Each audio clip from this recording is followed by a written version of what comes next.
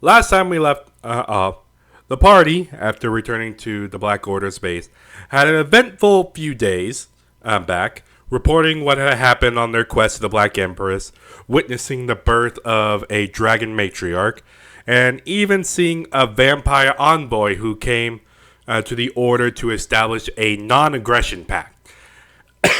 After the vampires left, most of the parties were officially inducted into the Black Order. At least three of the members, Okora, Finwin, and Maze, joining the faction, while Otis wanted more time to decide, and Romeo was still very new to everything.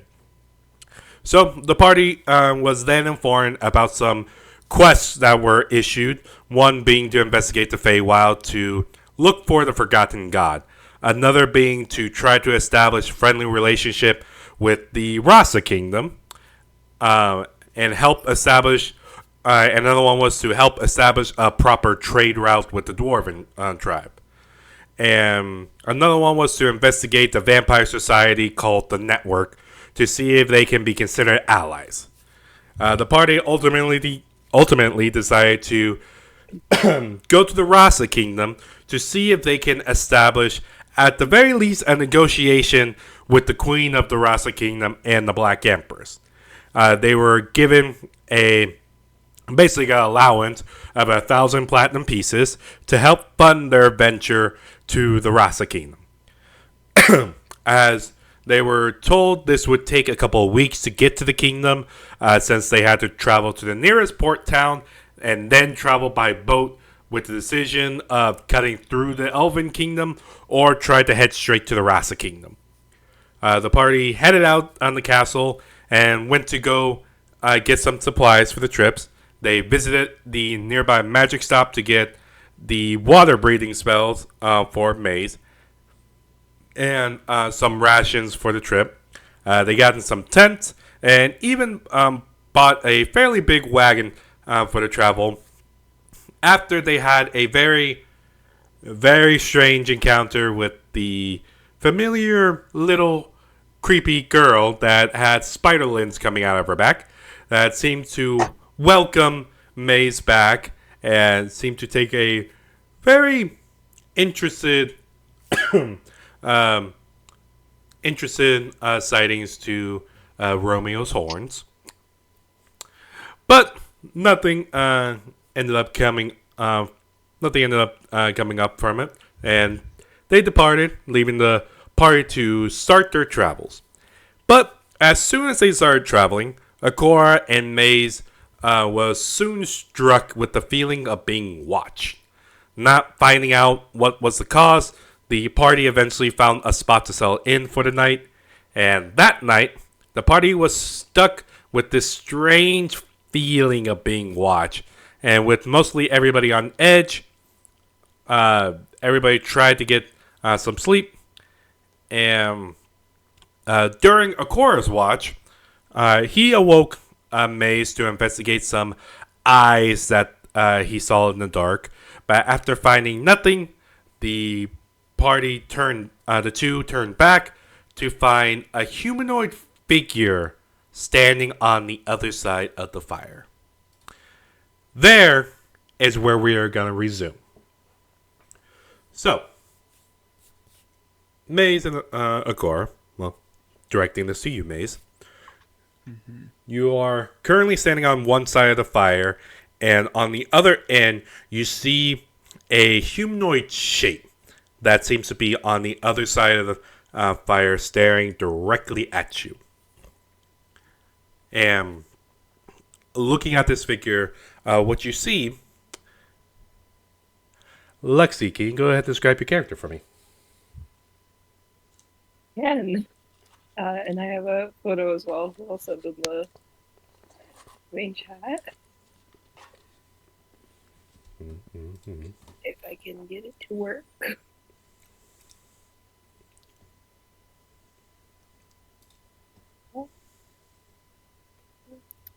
Mm-hmm. Maybe. Please. Oh, it's so slow. I believe in you. There it goes. Okay. So it Bruh. is difficult to make out the. If I could not have gunk in my throat. While difficult to make out the details of this humanoid figure, what you can see is that they are barefoot, having extremely dark skin and very dark hair with yellow eyes, and they are wearing what looks to be some sort of wrap around their top. Not really a shirt in any meaningful way, but a covering and a kind of improvised loincloth looking piece of fabric covering their bottom half. They are not wearing shoes, and it it doesn't look like they have a mouth at all. But it is also very difficult to see them, despite them standing right directly in front of a fire.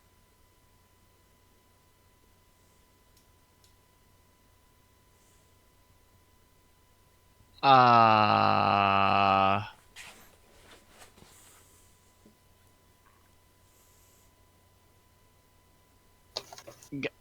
guys,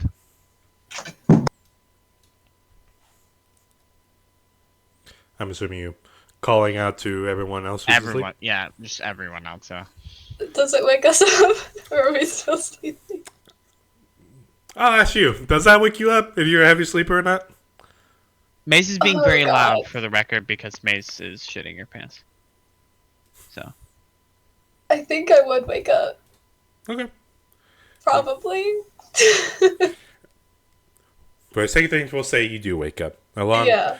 with Otis. So you'll do Otis and Romeo. You'll open y'all's eyes, hearing Maze call out to you. And as y'all heading out the tent to try to investigate what's going on, you then see this humanoid figure standing by the campfire. Seems to just have black skin and seem to just be standing there.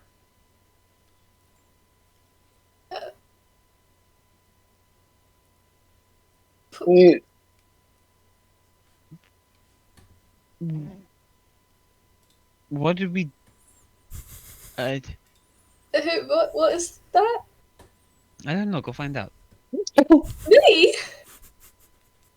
Yes. I saw it. I already had to look at it long enough. You can. Oh, What? okay. It's not. It's just standing. Hello. Hello? And how far away are they, Sam? From where you're at, Mm-hmm. they're right. Yeah, this is gonna be a little difficult. Here, let's try. Because if it's dark, I don't have dark vision. Yeah, this is what you're gonna have Where is to. This. the fire's going, isn't it? Well, Caleb can't see because he's Yeah. not in foundry. Sorry. Here, I'm gonna see if this helps. It might slow down my computer, but let's just see how long it goes. Oh, Yeah, really? I forgot that's a thing you could do. You're just Ooh, gonna be okay. looking at my OBS. If Yeah, it slows okay. things down too much, I There you can go. also do the same thing. I also could. I have to do that for one of my other campaigns for someone. Oh, Okay. oh my god. Does that Oh. help, Caleb? Yes, I can somewhat see better, so thank you. Hmm. Okay. So they're pretty close, it looks like. And how long had we been asleep before this person appeared? A couple hours by this point, Couple because this would be the second watch. Okay.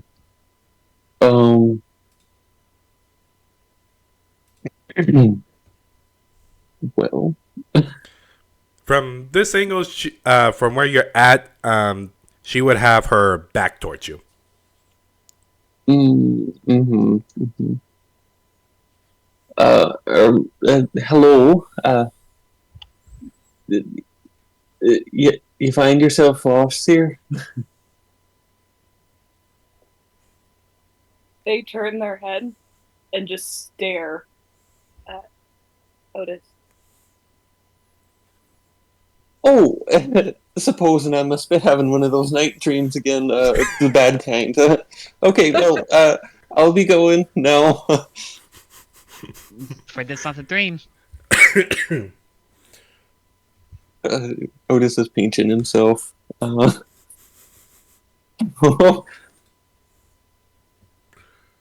Okay, well,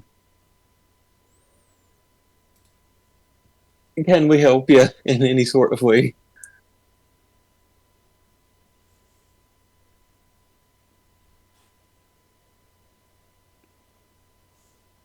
They're gonna turn back around, Mm. stare at Maze, and point at them. Oh. Well, Maze, you're it. What am I supposed to do?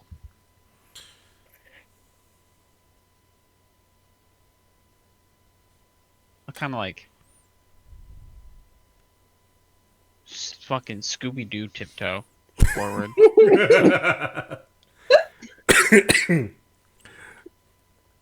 The sound effect too. Uh-huh. Like zoinks. They're gonna pull out. Oh. Did you give me a description of this staff, Sam?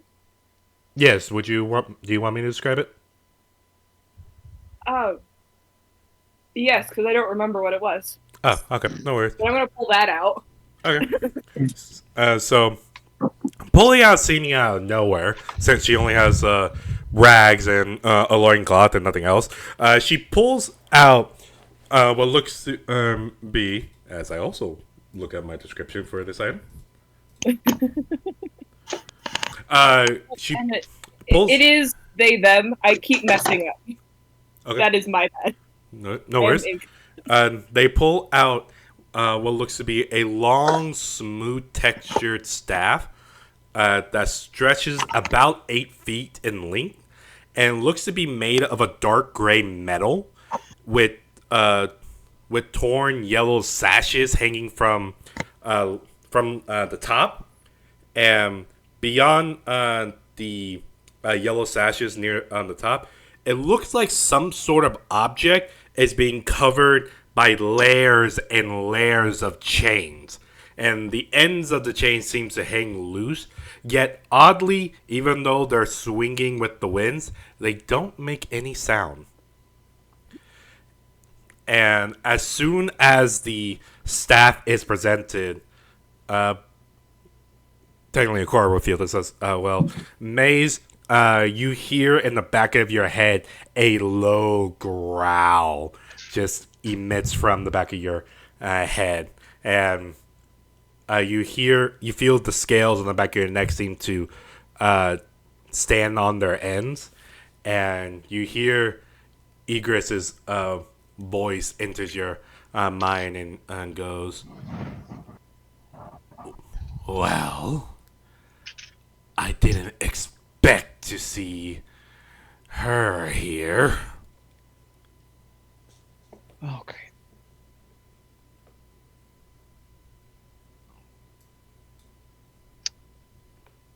Wait, you said that was Egris, right? Yeah, You said a core would heard it first. I forgot. Okay, Egris, are you going to enlighten me? What is this? You hear Igris go, "That creature that's holding the staff, I can honestly tell you, I have no idea what that is. Okay, that's assuring. But the staff is technically one of my kind." Okay, another one. At this point, you see some of the chains that are kind of swinging. You see that there's seems to be swinging a lot more, and then the ends of the chains that are hanging loose seem to shift a little bit. Like they seem to turn a dark yellow scales that seems to go up the chain a little bit, and you see what looks to be flesh is starting to form on the ends of the chain, and soon a mouth kind of forms up, and you see like some fangs and sharp teeth and a grin, and you hear coming from the chain go, well, well, well. As I live and breathe, the great Egress has found someone to bond with. Ooh, Egress, we must talk.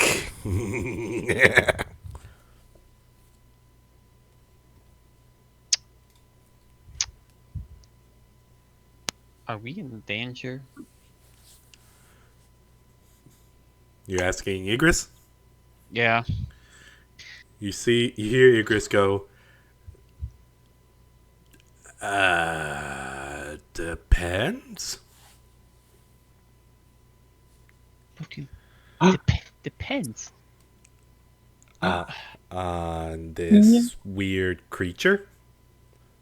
Okay.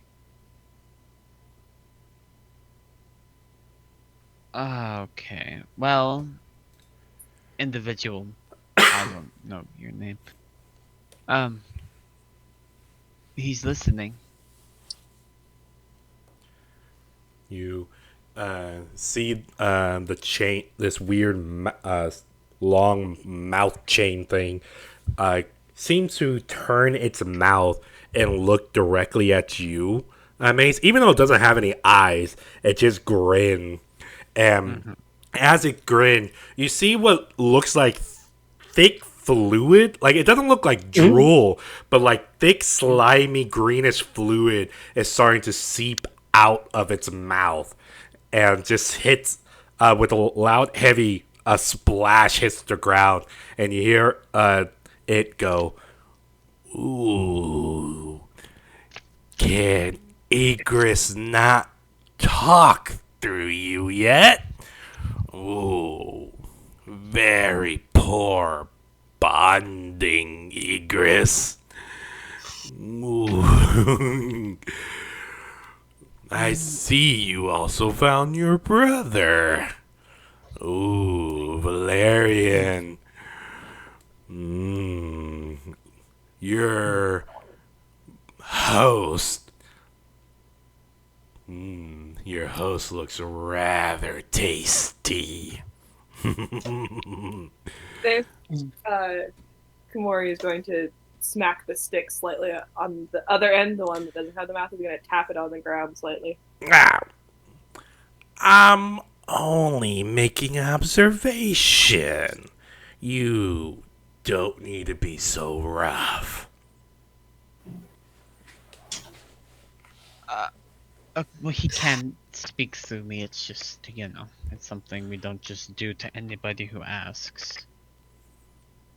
But I will leave that choice to him, I suppose. As you leave it up, Igris goes in your head and just goes, nope. I'm like, oh, wow. Of all the times you want to actually talk to something, you just itching to speak, to come out, this is when you tell me no? When I already assumed you were going to say yes? I apologize, Maze, but Adardu is a bit insane, and that's saying something coming from me. We have dealt with far worse. And if it gets him to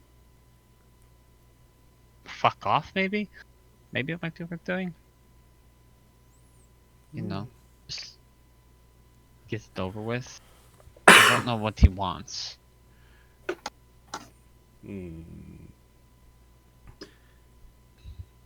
I don't feel comfortable with this maze, but if you ask, I will try.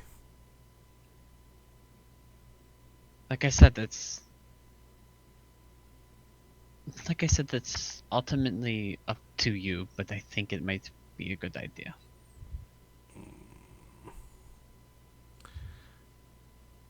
As you wish, Maze. I'll talk to our duel. With your permission, of course. Go right ahead. Thank you, Maze. As no sooner as you confirm that, to everyone's eyes, you see Maze's skin seems to grow scales, and she blinks her eyes, and now they're dark red coloring. And you see her. She seems to pop her neck as as she seems to grow fangs and sharp teeth, and just looks at the staff. And you hear in what seems to be like a two-layered voice, you hear coming from Maze's body goes, "Aradu, what are you doing here?" And you see the weird mouth chain just goes, "Ooh, Egress, you naughty, naughty dragon.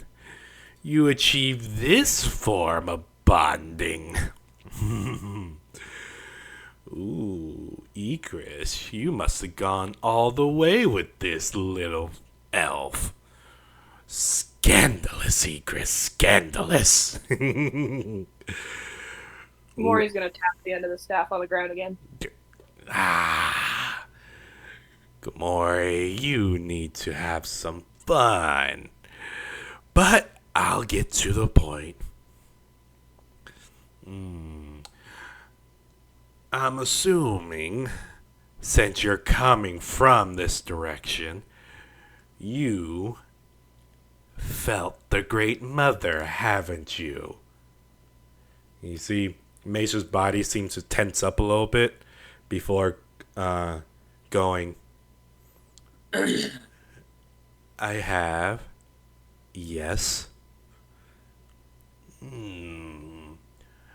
Then you know what must be done. We have to kill it. And you see Egress go, "I'm not gonna say I don't disagree, but has some pretty powerful defenses." Then you hear the chain goes, "The great mighty Egress is scared of a fight? Ooh, if only I saw this when we were both living in our true form." "Oh, but you're here with your brother, no less, and with these other little humanoids." And you see the chain turns its head and looks at Romeo, and then kind of gives her up and seem to, even though it doesn't have eyes, just looks like it's looking her up and down, and go, "A tiefling here in the Empire? Ooh, fascinating. Last time I checked, my previous host claimed that all the tiefling ran away to form their own little kingdom because they couldn't beat the Empire. So they fled like cowards to fight another day. Ooh, I can't wait for the war to restart. That will be interesting." Mori taps the end of the staff on the ground. "Oh, come on. I'm just having some fun." Okay. And you see the chain twist around Gamori's neck, like slithering around like a snake and looking at you, Otis, and seem to go, and a normal human standing here with all these different races. You are fascinating. Your ancestors would probably disown you knowing that you're mingling around with these other species. More so the tiefling over there. Oh, humans. Always the one to think that they are the most important race in the world. Are you any different? Quite. I. Can we wrap this up? But it's quite disturbing. I do. You find me disturbing? Or do you find Gamori disturbing? For myself, I don't care. But if you ever disrespect my host, and you see all the other chains that are hanging around begin to lift up, and you see that they're also turning into what seems to be flesh and scales and mouths, and seem to snake up around Gamori. It seems to wrap around her neck and look at you, Otis, and go, Gamori here is a lovely creature. And you. Oh, I'll have fun dissecting you. Not if I dissect you first. Ooh, a challenge. Kimori's gonna turn and give Otis a very sharp grin. Look, I think we've gotten the gist of this here. If you'd like, we could all just wake up in the morning when there's daylight outside, and we can see each other better. And things will be a much, much better time for everyone. I do believe.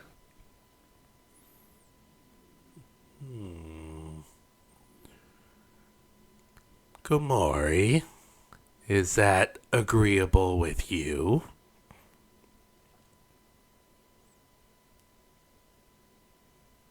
Kimori kind of straightens up a little bit and then nods their head. Still staring at Otis. I mean, I don't mean this to be rude or anything, but you look like a lot of you have been through quite a fair storm. And I'm wondering, could you be acting in such a way because you're hungry?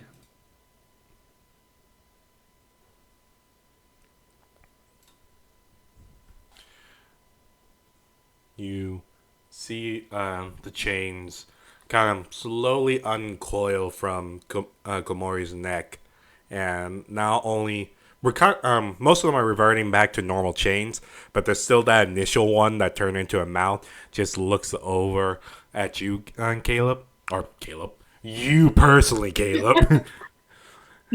Looks at you, Otis, and then slowly turns its head towards Gamori and go, well, shall we indulge in their hospitality, Gamori?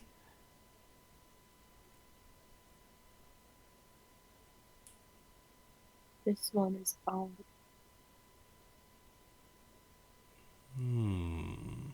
Quite.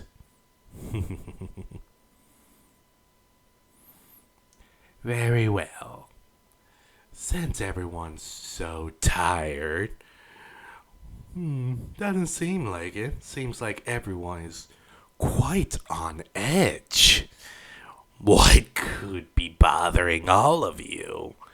And you hear Egress talking out of Mace's body, goes, enough, Aradul. Enough. You proved your point in showing off that you're some scary creature. Just let everyone rest for the night, and we shall continue our conversation in the morning. You can rest here.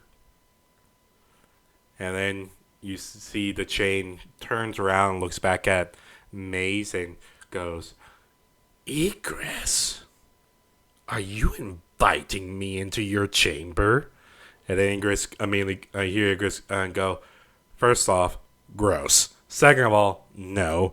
Third of all, I mean just be by the campfire. I am not letting you anywhere near me. Komori taps the end of the staff on the ground again. I'm just having a little bit of fun, Komori. I'm just... Very well.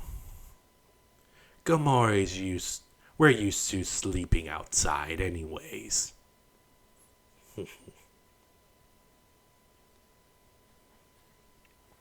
And with that, you see Ikris retracts his thoughts, and Maze, you get back in control as your body shifts back to normal. Wow. Yeah, I've had enough of this for tonight. I'm going back to bed.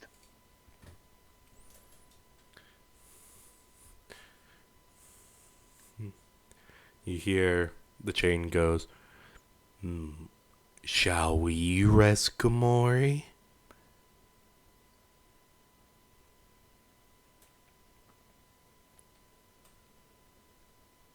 Komori nods and puts the staff away. So long, everyone. And you see the chain reverts back as Komori puts the staff away.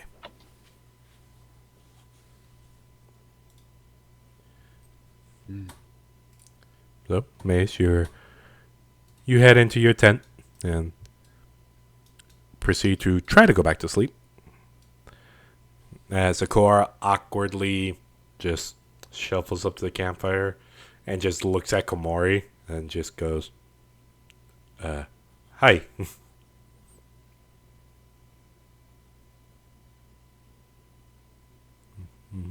Komori tilts their head, does one last look around the campground, and then goes back into the trees.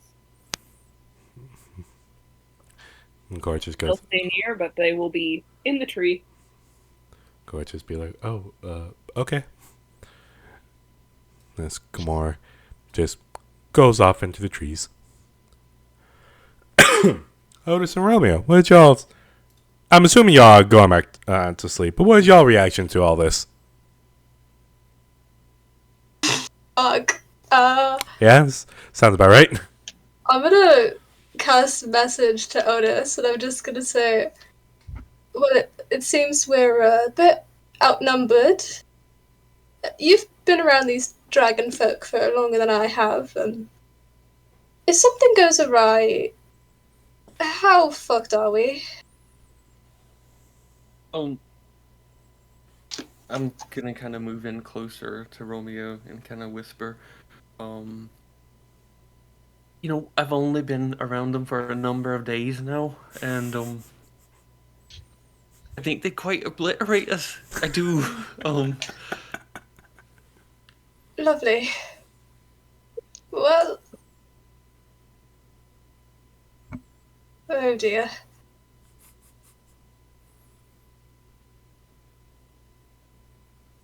Let's hope things continue to go well. Seems like all these dragons get along fine for now. Pose as good as one might reckon they would after a few centuries knocked up and tied up and bound and... Oh, wait, this is starting to sound like something else. After all those centuries of being alone, I suppose things could be much worse. At this point, you see the creator... No, I'm just kidding. I'm just What's kidding. up, fuckers? It could be worse. Oh, Komori would disrespect him more than Fenwin did. I'm just messing with y'all. Yeah, continue. I just realized I can't see the background. It's supposed to be wiser. That's not good. Oh, Lexi, can you see the background? The like forest thing? Yeah. Yeah, okay. Noted. Mine just Can't gray say anything. squares. Yeah. All good. I only realized it wasn't supposed to be happening when I looked at your stream, which has also now disappeared. I shut off the stream since I saw Caleb was now in. Always have the dark edges.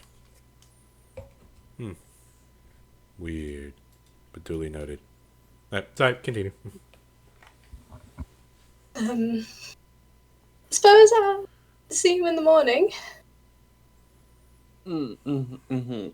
Just remember, I've got your back, Romeo. We're siblings after all. We are. That sounded so Irish, goddammit. I'm gonna absorb your accent.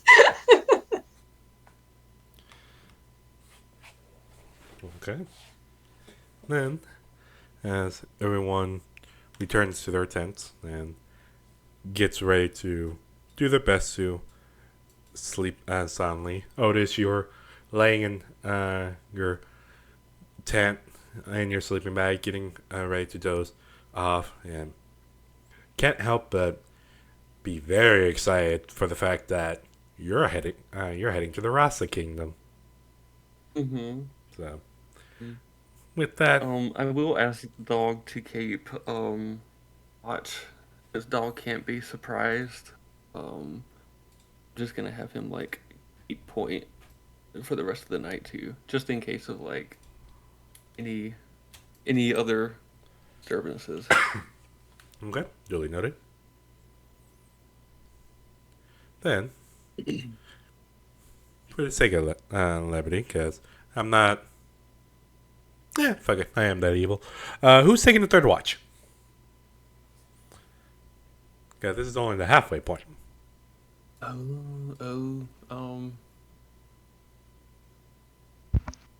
I can. Oh, Hold on, well, be good by then. yeah, I mean I can do it because it was Maze then Akora. No. No, I did the first one. Akora just woke me up Okay. on his when. And I also woke you up on mine. Yeah. I think maybe we should leave Maze alone. Well, elves don't need That much sleep. sleep, yeah. Well, by this No, point, but- Maze didn't get much sleep. Or That's true. get much trance at this point. Yeah, I can do this one. Okay. Then, as you step out with dog, I need you roll me a perception check.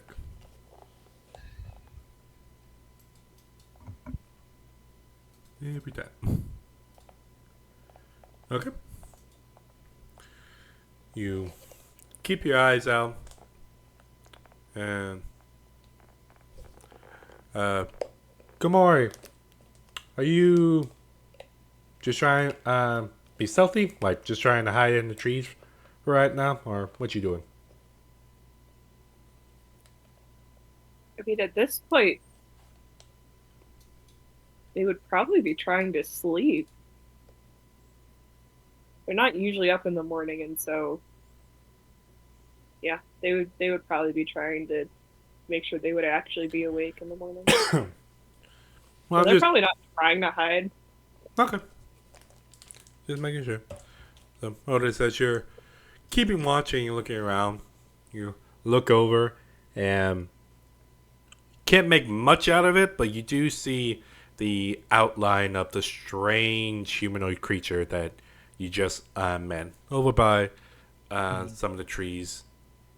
Can't help but take a few glances over as you see that they seem to just be sleeping and resting. And dog is next to you, just leaning against you as dog also keeps an eye out.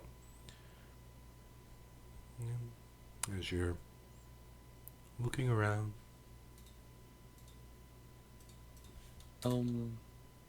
And this is a clarifying question too. Since I wasn't here when Finwin departed, I guess. Did I say that I magically tinkered something to give to Finwin? Sure. And it would be a rock that says "You rock." Oh. Whenever she wanted to play the message, it would just play that message for her. That's really adorable. Okay. Oh, she's so going to show that to every dwarf. That is fantastic. Yeah. So, other than that, just taking notes during the watch and keeping an eye out. Okay. As you keep an eye out and keep your ears open, take notes whenever you can.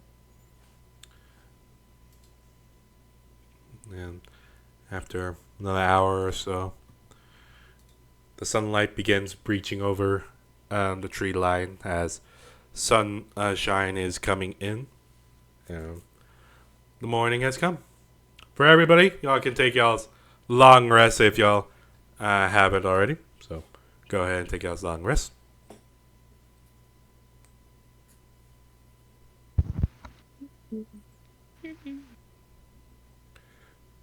Just to recover whatever it is y'all might have lost. Would I need to do anything for that? Just to be safe, yeah. Just go ahead and take the long rest.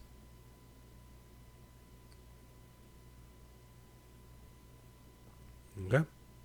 Then, as the morning comes, y'all all begin to break down the tents and get ready for the travel. But morning comes and Gamori is still with y'all. As now the sun's coming down and you're getting a better look at Gamori. Gamori, with the sun out and everything, is there any other descriptions you want to give yourself? If not, perfectly fine. Yeah, just now in the daylight, it's easier to see that more of their facial features.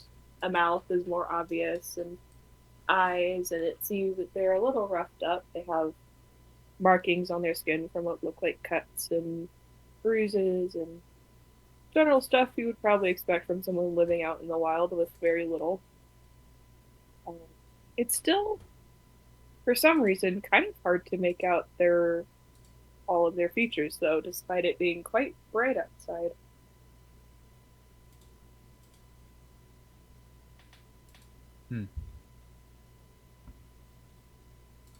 Oh boy.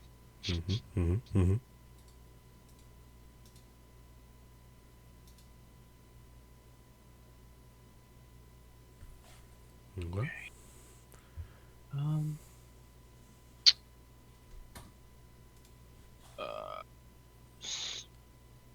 So what's I guess what do you want exactly? Like what is what are you hoping to achieve here?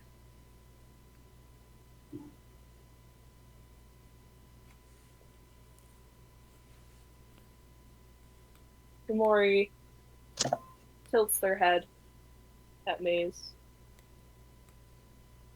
and then pulls out Ardu's staff again. Staff comes out, and the one of the chains shifts into the mouth and kind of twists and then looks over at Maze and goes, "Well, I wanted to see what other dragon items were around. Because as soon as you entered this forest, I could sense y'all. And, ooh, my surprise when it was the great mighty egress that I found, along with his dim-witted brother. I wanted to see if they would assist me in killing the great mother who has been born. Mm-hmm. So there is a small problem with that. We're more or less aligned with the side that is on at the moment. But we have it on our radar that there could be a problem and are actively trying to seek ways to avoid that. A problem? Oh, little elf. I'm sure Egress has told you how big of a problem the matriarch can be. Yeah. And yet,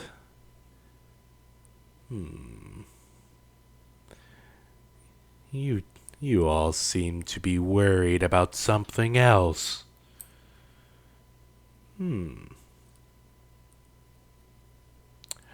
Gamori, and you see the mouth turns and looks at Gamori. I would like to request we go with them.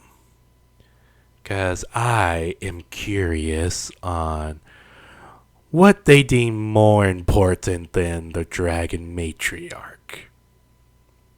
Of course, I am willing to help.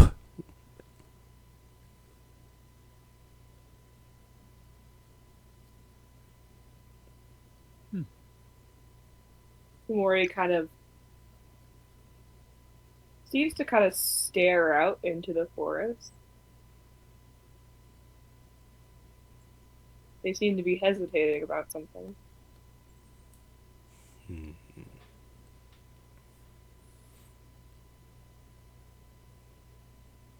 After a few moments, they turn to stare at Otis before finally turning to Maze and nodding. You see the mouth goes. Oh, sorry. Go ahead. You're good. We will help. Say that bit louder. Your mic was cutting off a bit.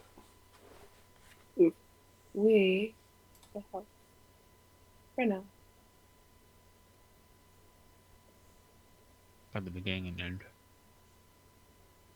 Oof. Oof. This voice really probably won't work very well. They said we will help for now.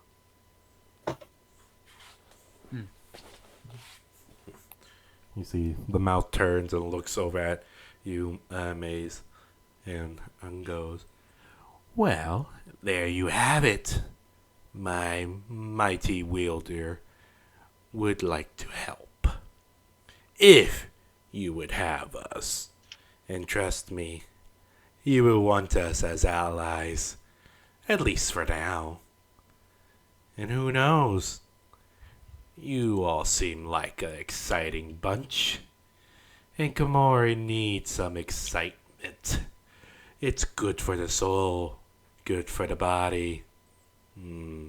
It's so entertaining to me. Mm-hmm.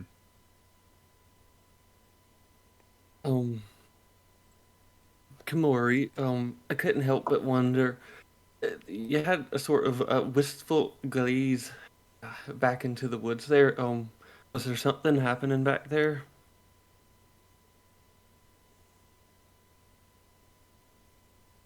Mori tilts their head and doesn't say anything more. Just tilts their head.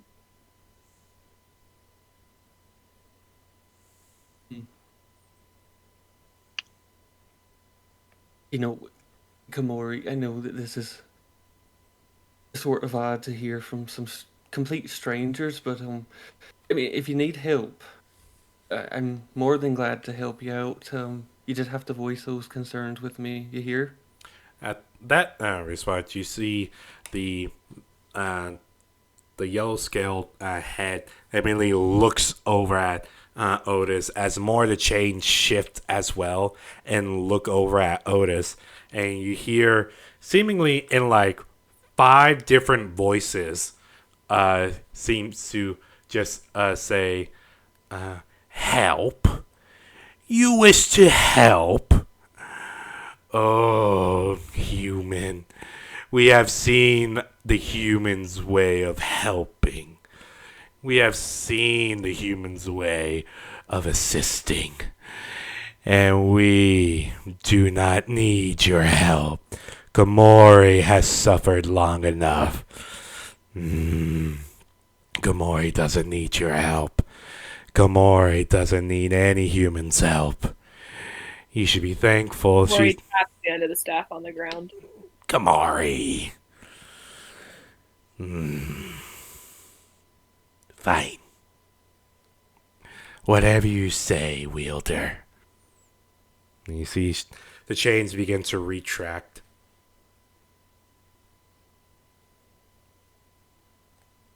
Well, that's something that we're gonna have to get used to, I suppose, and all these interjections. The offer's still there, Komori. I do mean it. But I'm not gonna bother you too much about it. I'll let you voice those concerns if they ever get too heavy for you. You will find out soon.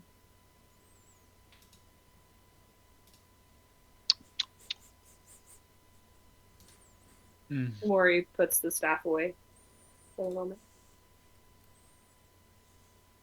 Just so I'm aware for visual preferences, obviously, where do you put the staff?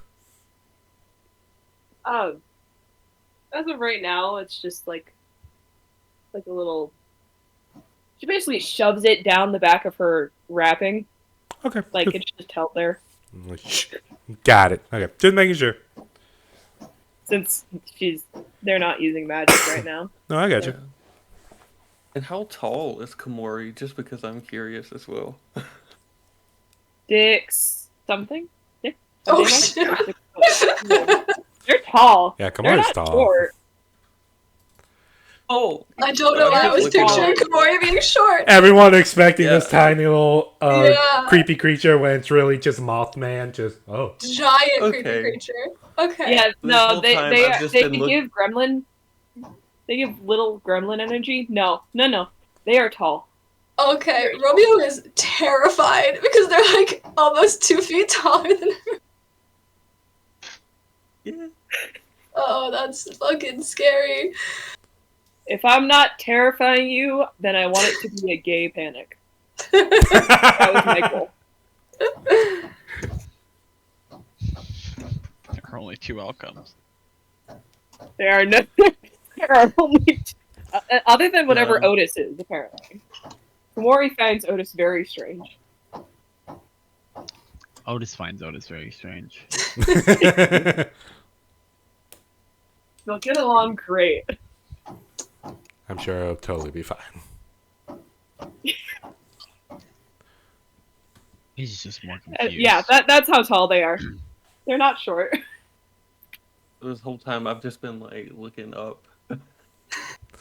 Like, please Mhm. don't squish me. Demon! Hey, man. No, I want to say hi to the demon. Anyways, continue. Well, Komori, a lot of people have been saying that to me lately.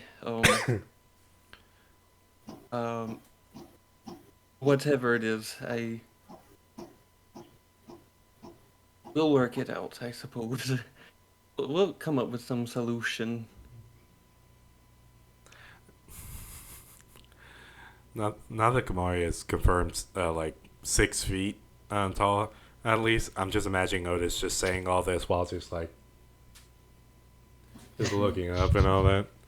Yeah, I think all of us are short except Akora. Yeah, So- Akara would be taller. Yeah, I think Komori's gonna have a very interesting time interacting with Akora.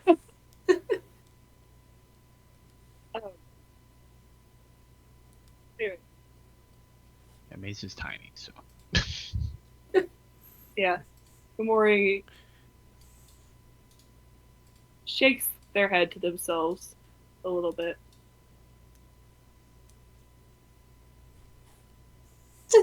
A little question, Kumori.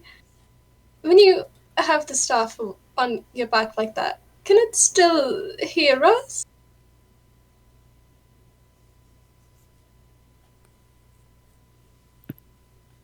Komori turns towards Romeo and tilts their head in a way while grinning that makes it look very off-putting. Like, Corresponding. So just normal. just like Okay. barely tell that there's any lips. All you see is teeth. They'll always hear. I don't hide anything. That's great. Sam is doing the same thing I was doing when he was trying to intro my character, by the way.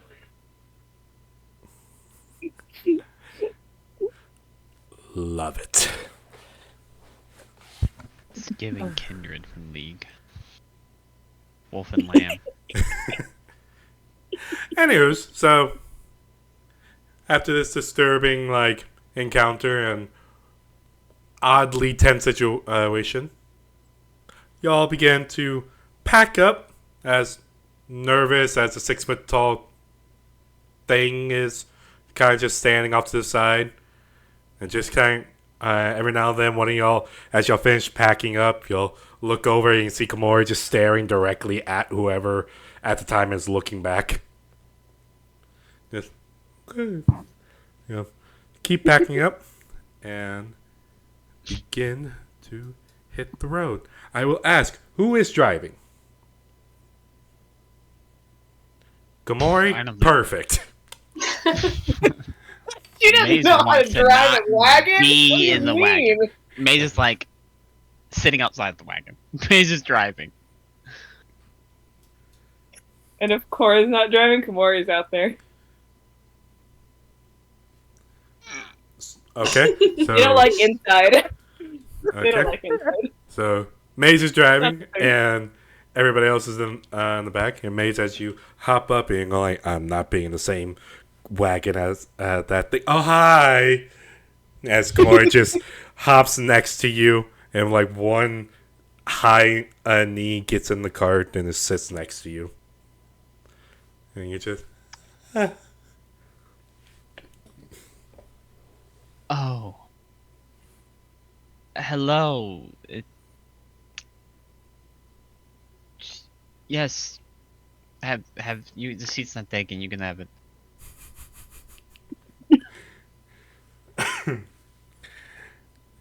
I will ask Maze to roll me a d20 for me, please. Oh no. Okay. I need you to roll me a d6 now. Don't like that. Okay.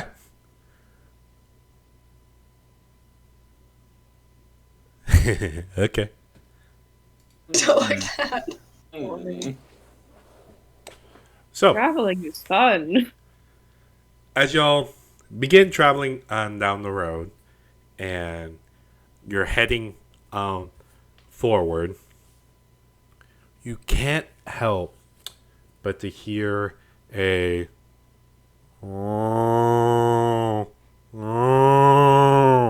seems to be coming from the nearby forest, and you can hear some talking as well, like some shouts, but it's a little hard to hear.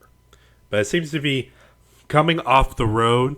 Like you do see like a dirt path going off of the road into the forest, but it just seems to be coming deeper, a little bit further into the forest off of the road. Oh. Hmm. Is the forest like super thick canopy or? It's pretty thick, yeah. It's dense at some denser at some points than others, but Yeah. Um, I'll send Poe out that way, but okay. he has to fly lower since it's very dense. But to go get a look-see through there. Okay. How far can Poe go in order for you to like still see through its eyes? 100 feet. 100 feet.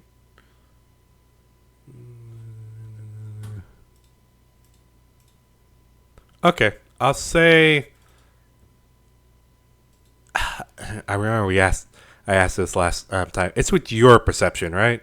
Yeah, when I'm looking through his eyes. If I'm Okay. just having him look for something with instructions, it would be Okay. Damn. All right. 20. Let's go. Better than last time. Okay. So as Poe is flying through the air, kind of keeping low due to the trees, gets all the way 100 feet out, and I would say, based off of 20, you can spitball like another, I would say, another roughly 200 feet further into the forest.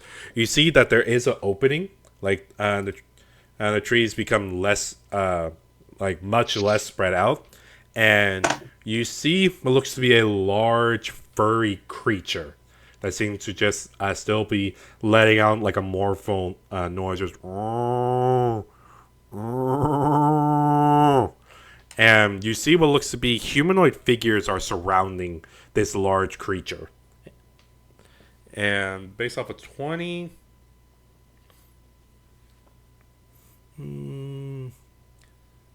I'll say you see the one large creature and about 7 of the humanoid figures that are currently surrounding this large creature.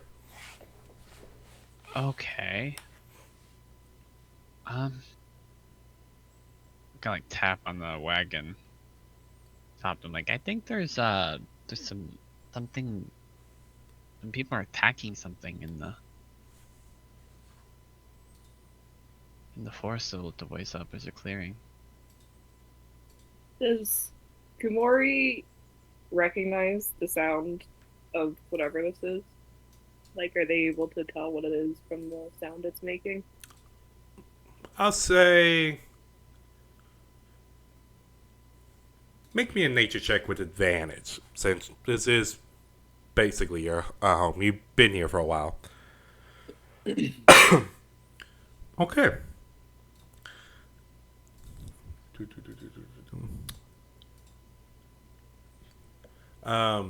As you're kind of perking your ears up and listening in to the sound, you're narrowing down the call and the noise that it's making down to very few creatures that you remember encountering during your stay here.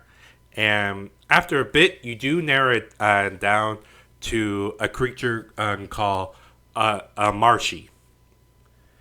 It's basically a large. It's basically a large furry creature with what looks to be a ferret's head and a ferret's tail, but a gorilla body and some goat's feet as well. Like, it seems to be an amalgamation of all of that. You know that these creatures are typically friendly. Like, they're very, very basically like gentle giants. And there have been a few times in the past where they have approached you and basically were like more curious about you than anything compared to most other creatures. So you do know what's making the noise. Kumori kind of at May's saying that something was attacking this creature, they kind of like sit up a little higher, turn to Maze, and like while staring like directly in their eyes, say, "What direction?" I'll point in the direction that it came from. Okay. Mori is going to get out of the wagon and start heading that way. Okay. Everyone else? Oh, okay. I think we're going. Alright. Where? I'll lead everyone else behind. Okay. So, y'all are riding to the noise?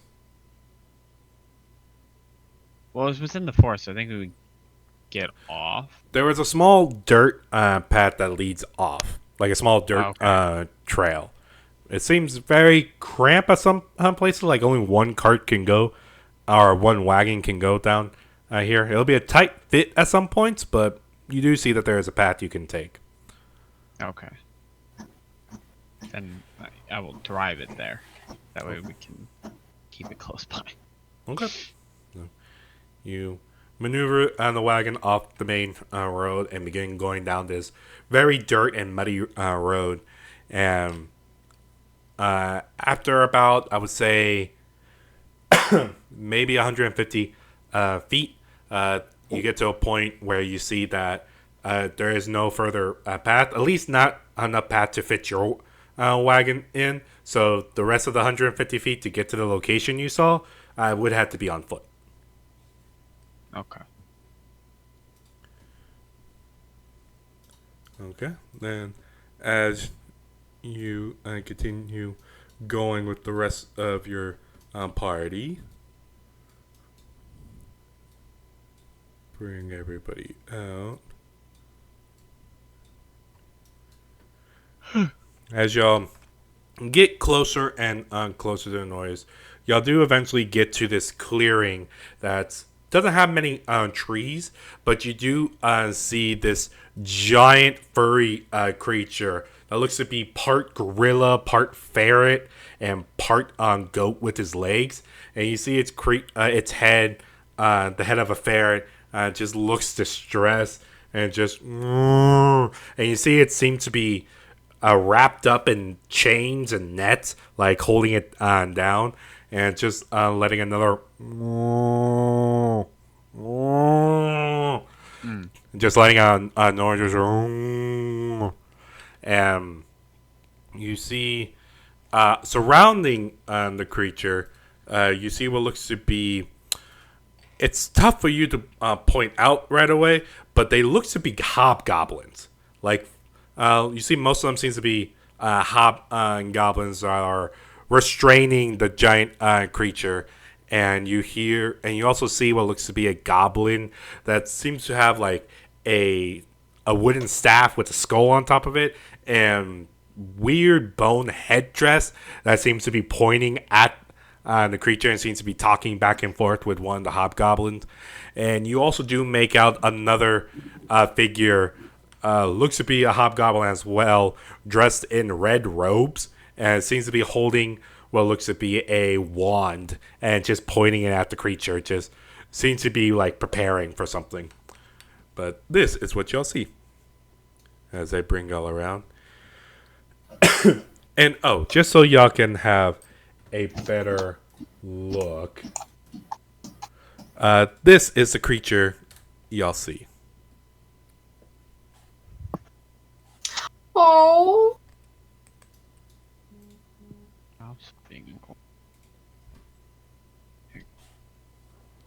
They're cute. it's so cute. It's also very large.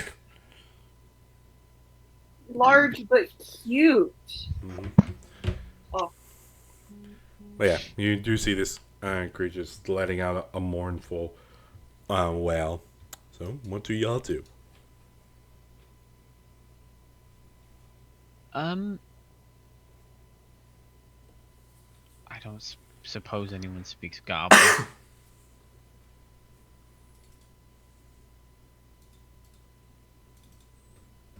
Because I don't think I do. I know I don't. Too com. Nope. The core does not.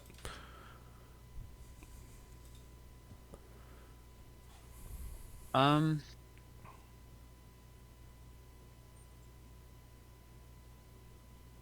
I'll do a comprehend languages. I'll hardcast it. I don't ritual it. Let's use brain for it. Okay. Then you cast a spell, comprehend language. I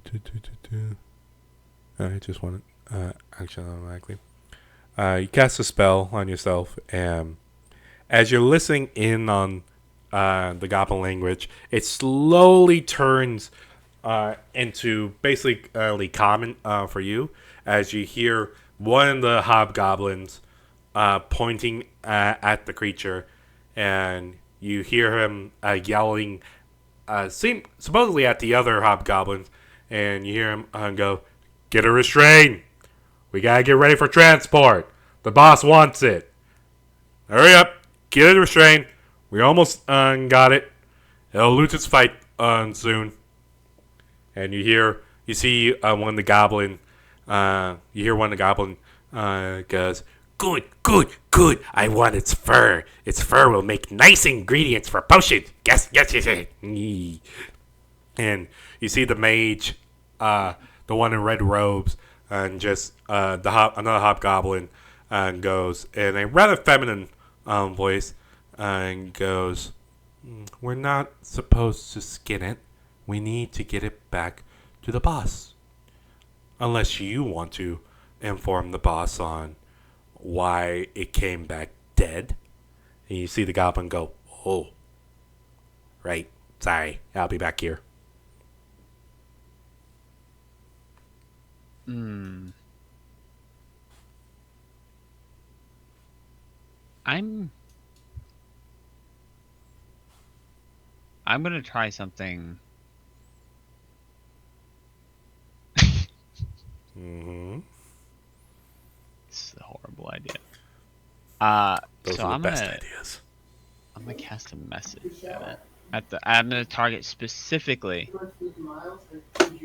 the goblin, Okay. and I'm going to whisper at it in Okay. its head to sound as creepy as possible. And I'm going to say, "Leave the forest or perish. Your allies are against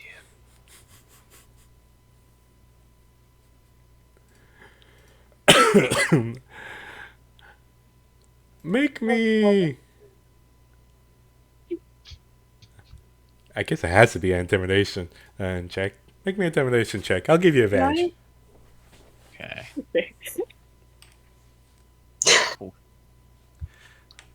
You, Hell yeah. you cast out the message, and you're looking at the goblin, and the goblin, after receiving your message, you see its body begin to shake, and it just, "Who's that? Who's talking to me? Kumori, I'm not a." seeing this, Hmm? is going to step out from the tree line and kind of stand at the very, very edge of the tree line, just barely in sight, and stare directly at it.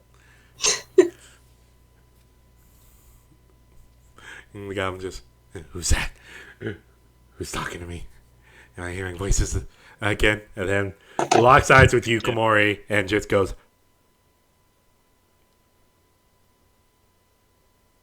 and just like remaining locking eyes with you, and just,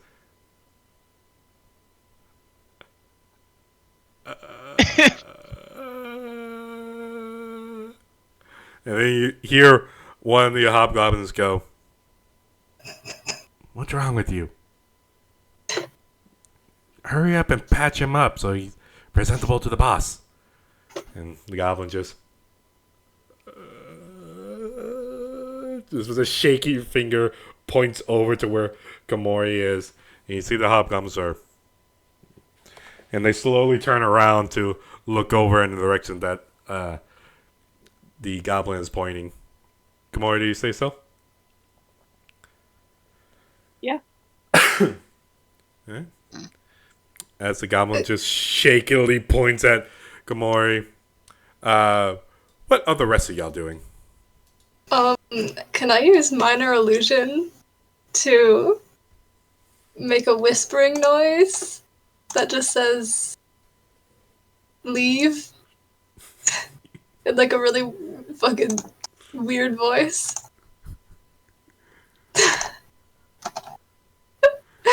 Okay. Otis, what are you doing? I'm just trying to help out. No, I got you. Yeah, I don't have any cool spells like that, so I'm just gonna be hiding. Okay. No worries. I'll say for you, roll me a stealth check. We'll say Akora is doing the same, just kind of covering you. He's doing his best Bush impression. Oop. Wow. Okay. Oh. So Maze, what are you Wait. doing? I'm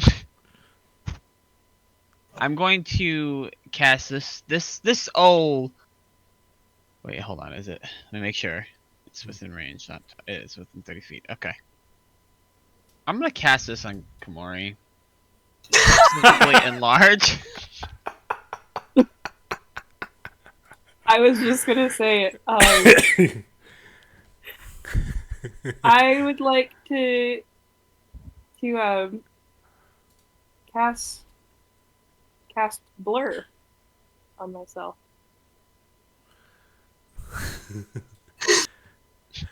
Okay. Giant, blurry, creepy ass creature. Precisely. Okay. That was the goal.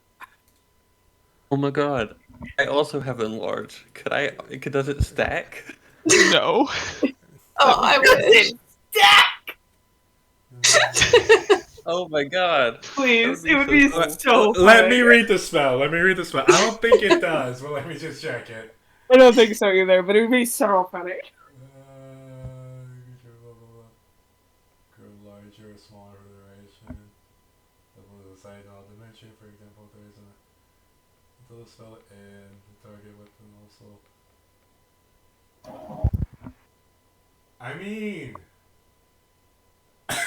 If you type that in on Google, it's the first thing. If you type in can enlarge, reduce stack is the next thing. They don't, okay. but they'll stack with the Rune Knight Fighter's 3rd level giant might. Ooh. Interesting. That would be horrifying. Okay. Well, either way, I made her larger. So, sadly, no, Otis, but I liked the spirit. Okay. So, I don't want to do this. I'll say, Gamori, roll me an intimidation check. I'll give you advantage, and I'll give you a +3 to your roll as well. Sorry. Please tell me you have proficiency in intimidation. So, No way you did, right? would I put the +3 in just situational bonus or no? Just roll it with advantage, and we'll add a +3 to it later. Yeah. All right. Yep. So 24. That sounds about right. Let's see. Keep in mind, I have a very high charisma score, like a really high one. So, Let's see. I'm so charismatic. it works very well for intimidation. Mm-hmm. Which is why Damn it. My classing works really well. That's character. I will say, I also have a +6 to intimidation, which is really funny. Because I don't think Romeo is very scary. Okay. Okay. Okay. Okay. Okay. Okay. There's so many there. So, as the goblin is just like, over there, all the hobgoblins immediately turn around and look over, and they just see Komori staring at them. And they're going to draw their weapons, but then see Komori begin to blur a bit before growing in size. And you see all the goblins, all the hobgoblins just like, and just making sure. It would be this one. This one bolts.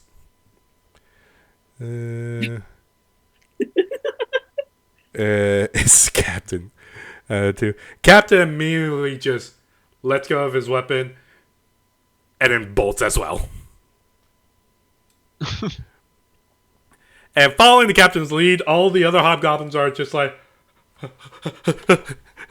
it's the witch, it's a forest, run! And all the goblins are taking off. Great.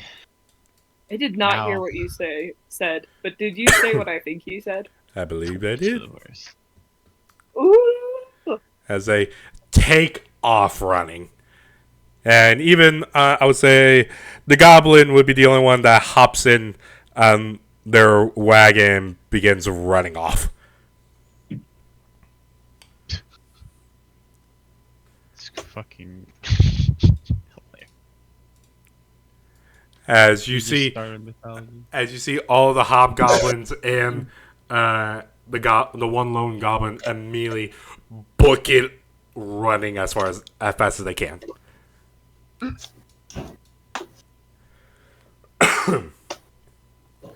All right. What do you gotta do now? Have I shrunken back down? I end that spell, so once they're gone, I would drop the spell. Okay. It's concentration. And then, how long does the last? You can end it if you want. A minute. Yeah, I would go ahead and end it. And then Komori is gonna go up to the creature, slowly. But yeah, go up to it. Okay. The rest of you? I'm gonna stay back a little bit just in case. Mace would probably also not go like fully all the way in, but step out. Yeah. At least. Okay. Like closer than what everyone else might. Okay. I'll leave it to y'all I to think judge. with how cute it is, I think Otis is like, I gotta get like close to this. I need it. Otis is scoping it out. He's doing the right thing where he's like bending down and he's pulling out like food from his backpack. All but doing the Yeah. kind of talking softly to it. Komori, Hey there. I would like to. Is it still like wrapped in chains and like? Yeah, it's currently just docile right now, trying to struggling against the chain, but it is wrapped up. Okay. Komori is gonna like look around and see if there's a spot where they can start unwinding the chain from the creature. Okay.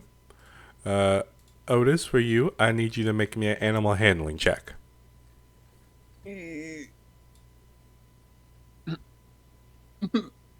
Wow. All right. Okay. Yay! Wow.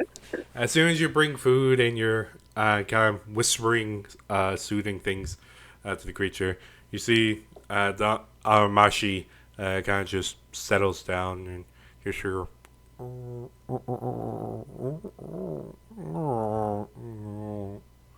It just kind of leans closer to you when its little, slightly large little nose just begins sniffing you. Just again, slowly begins nibbling in your hand. Oh yeah, I'm gonna pull out more food and just like as it's eating, just gonna, like eat this thing.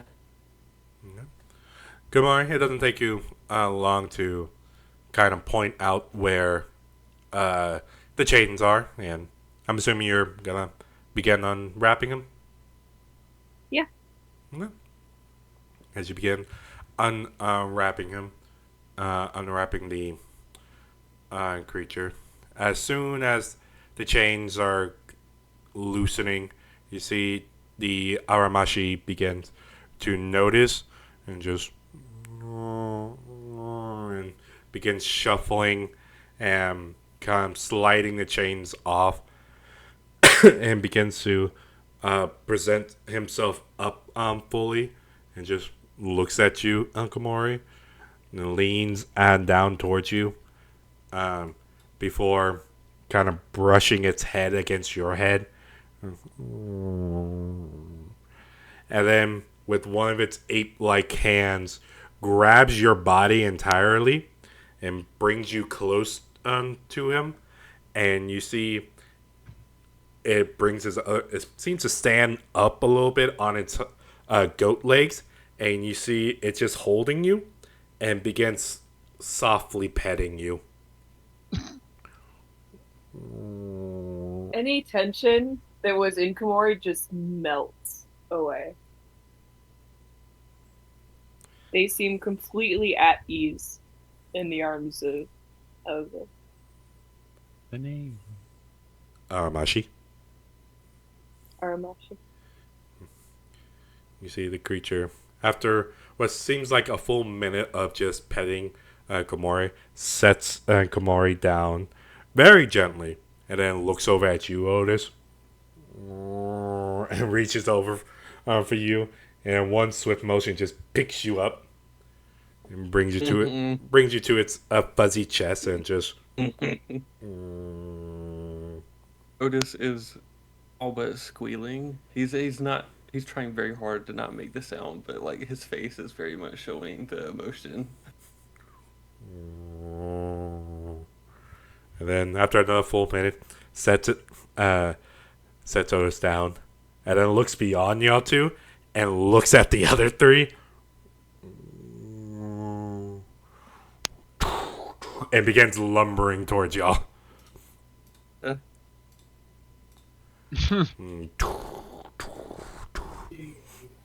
He looks at Akora, who, after Akora saw everything that happened, just goes.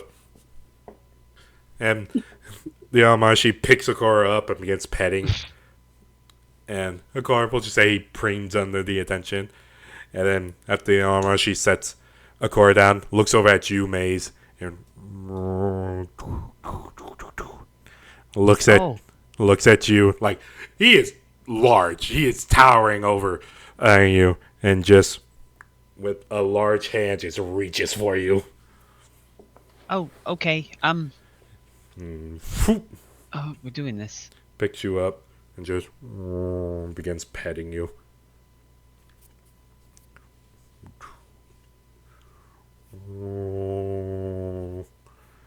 And after like a full minute of just messing up your hair by petting, sets you down gently, and then looks over at you, Romeo,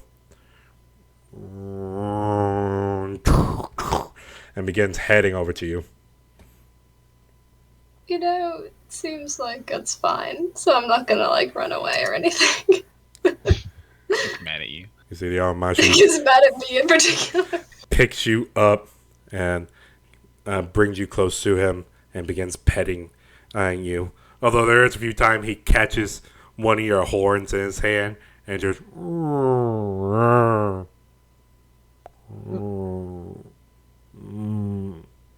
he kind of just angles you a bit and proceeds to pet you. And after a full minute of just petting you, sets you down, and kind of just looks at you. His tail just kind of swishing back and forth a bit. And then you see the Mashi and just kind of gives y'all like a smile before looking off to the distance and begins just lumbering away.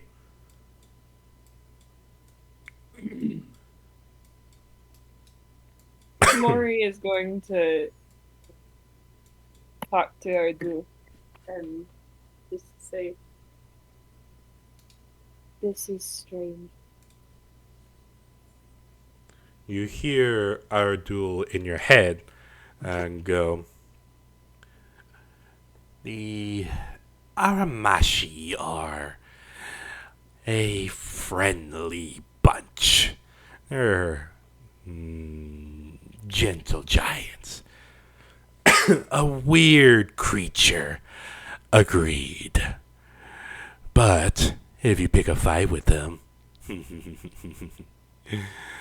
it will fight back." I meant the party. You referring to the rest of these humanoids? Yes. Do tell me what makes them so strange.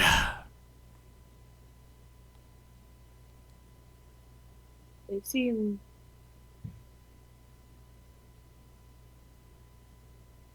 not. They're hesitant, but they're not trying to harm me. They helped.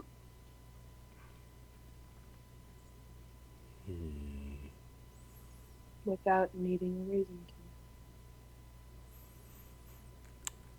I would be careful, Komori, with this train of thought. Humanoids can be quite tricky, in my experience. Just keep one eye open, Komori. Or you can leave it to me. I will make sure you are safe, Komori. In our experience.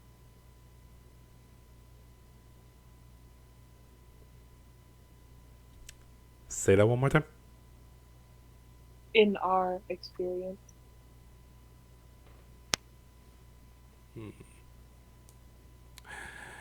Quite right. In our experience.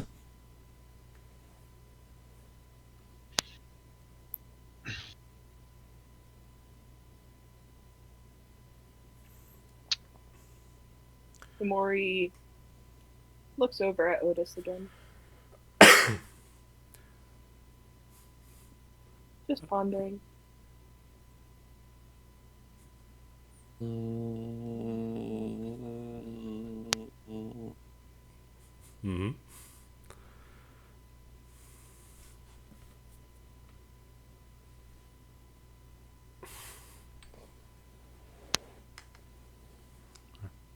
There's something on your mind, Komori?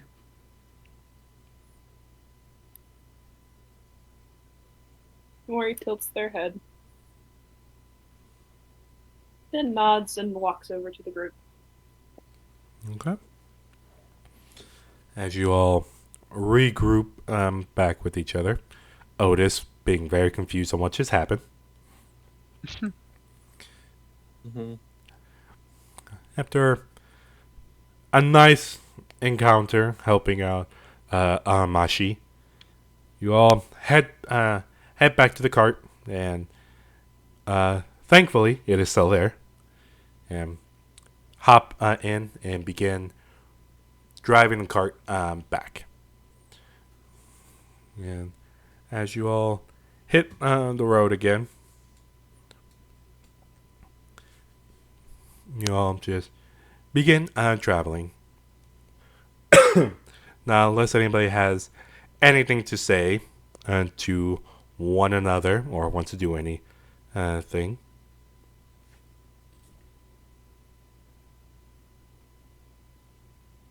Well, Are we doing the same riding arrangement still? Yeah, it's called. Maze would default Rory to was gonna. go in the same spot, so. Yeah. Yeah.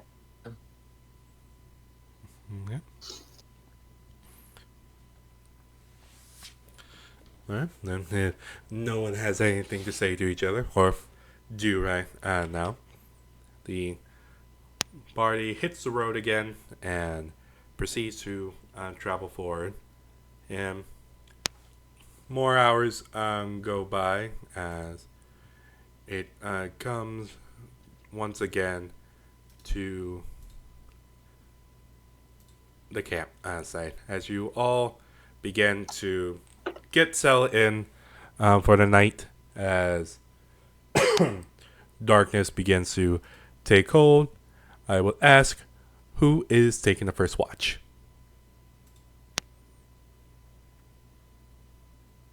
I can do it again. My perception's just really bad.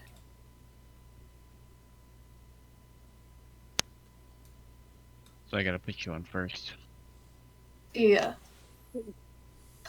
Rory can take the third one.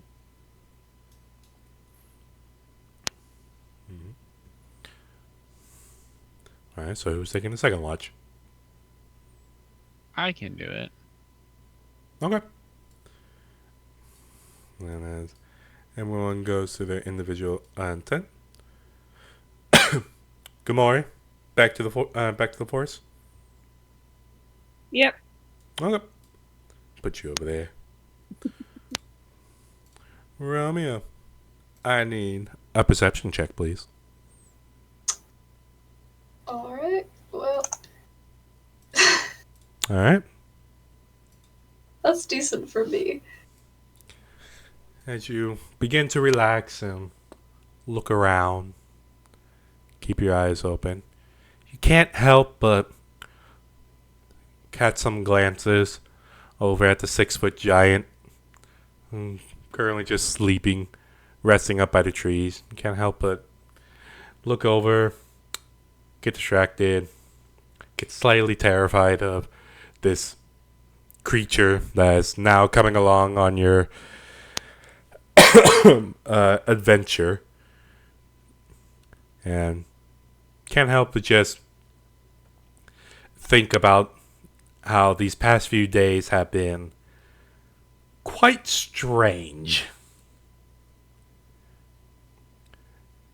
And so you're a bit distracted as you're kind of just looking off and looking at the fire. And it's not until you take a look and you see dog is kind of next to you, just kind of looking around. He looks over at you, gives you a wave with his paw, and kind of enjoying the company. And then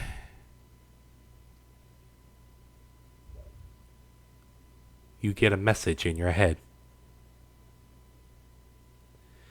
as you hear a very familiar voice just enters your mind.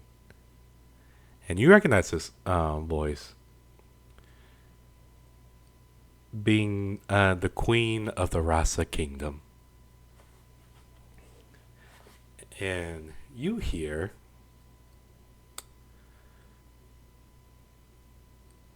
"My darling Romeo, I hope this message finds you in good faith and good health.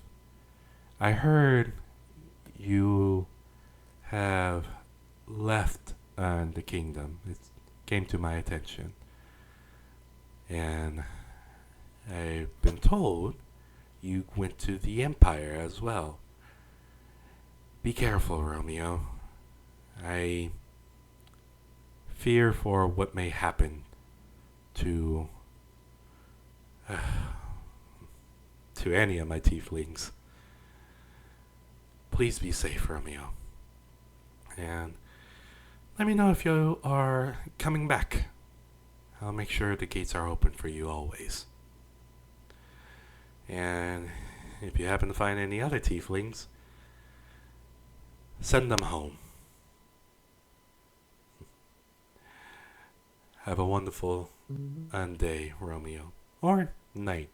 I can't quite remember the position of the sun over in the Empire. The message ends. You can respond if you want. Yeah, okay, I was gonna ask that. Thank you, my lady. I'm actually on the way back right now. It's gonna take us a couple of weeks, but we'll be there soon. I'll be there soon. Not we. I don't know why I said that.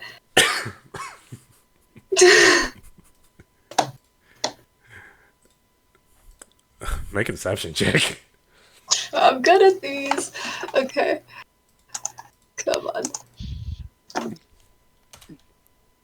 Okay.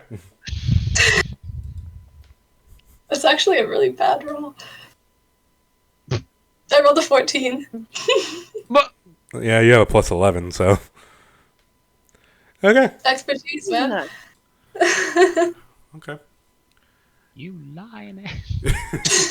You immediately get a message back, and you hear her voice go, "I'm so happy, Romeo. I'm happy you are coming home. I'll make sure to let the guard units know to look out for you. And how are you getting home? Are you crossing? Are you gonna go through the Elven Kingdom? Are you arriving by boat? I just need to know so I can tell the guard units to stand down at some ports." Well, I think the plan's to cut through the Elven Kingdom at some point. Traveling to a port right now. Gonna take a boat over there. Then travel overland the rest of the way. Okay. You come back and go, okay. I hope you have a safe journey, and can't wait to have one of my tieflings back home safe.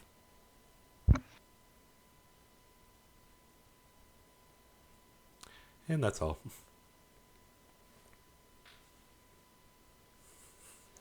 Immediately just like, oh shit, I fucking lied to the queen. I'm sure it'll be fine. Anyways,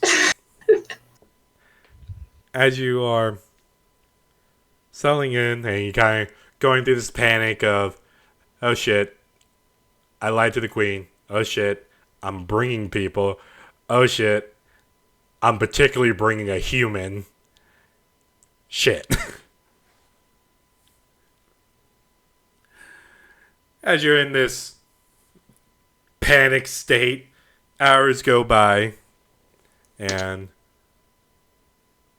Maze, it is your turn for the watch. I'll say, we can have that as Romeo wakes you up, or you wake up on your own. This has good tendency of getting up. Okay. Well, you wake up, and you see Romeo kind of just staring off into the fire for a moment. Is So, sorting out of it. is it your turn? Yes. All right. Good luck. No, why did I say that? Hope it's uneventful. I'm gonna go. Are you okay? I'm just gonna go back to my turn. Okay.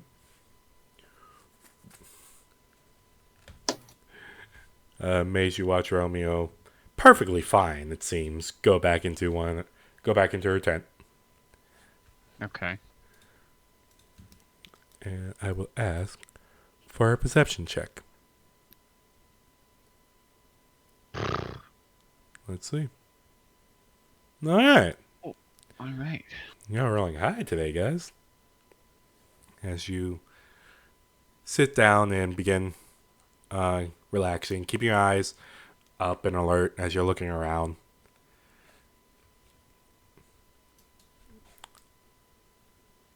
As you're keeping watch, is there anything you want to do? Or just remain watching? Um.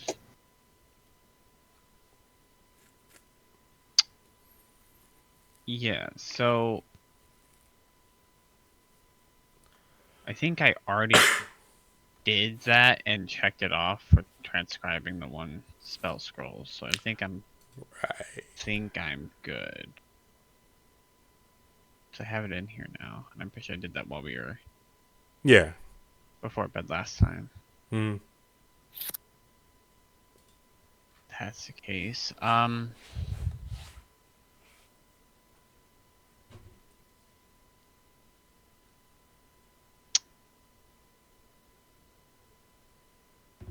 Yeah. Yeah, I don't have anything. Okay.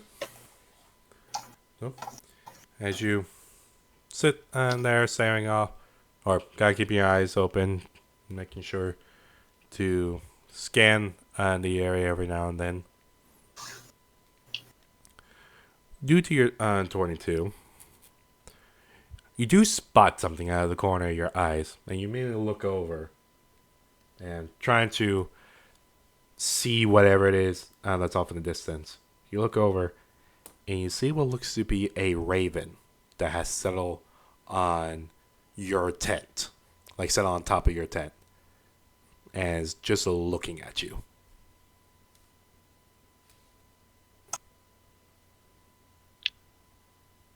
Oh boy.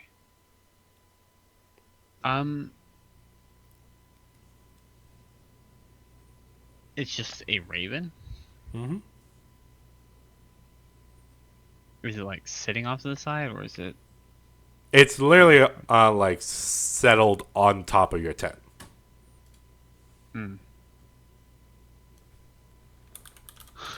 I'll speak at it. Not terribly loud, but I'll speak at it.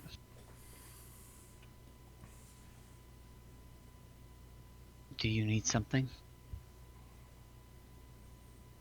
You see the raven just staring at you, and its head tilt to the side a bit.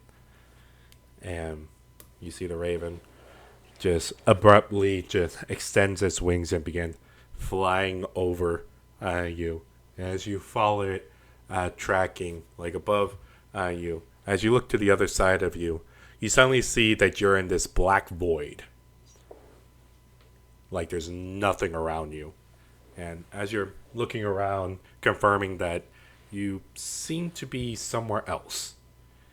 And you're looking around, and then you see a familiar door kind of 10 feet away from you. This door is huge. And you see 4 chains are wrapped around this door. But you also see, as you're staring at them, you see one of the chains break off. And the door begins opening on its own. And you see an arm begin to reach out. This arm is huge as it begins reaching out of the crack. And you hear it. You hear voices go, almost, let me out, almost. And you hear another voice coming from the other side of the door, and a very odd, like sultry voice, and go, let me out. I need to come out. Please, I'll do anything. Let me out, please. And then you hear another voice go, I need out. Reclaim my title. I need out. Out. And you see the door is beginning to bang and shake as the chains are beginning to strain And as you're staring at the door, you then see a humanoid standing before the door. It seems to have tannish skin, amber colored hair, and what looks to be wooden armor that seems to be chipped in some places. As you see the familiar form of Hillian standing before the door, and you see a big grin on the side of his face as he's looking at the door, and you hear him go, "Don't worry, my brothers and sisters. I will make sure to free you.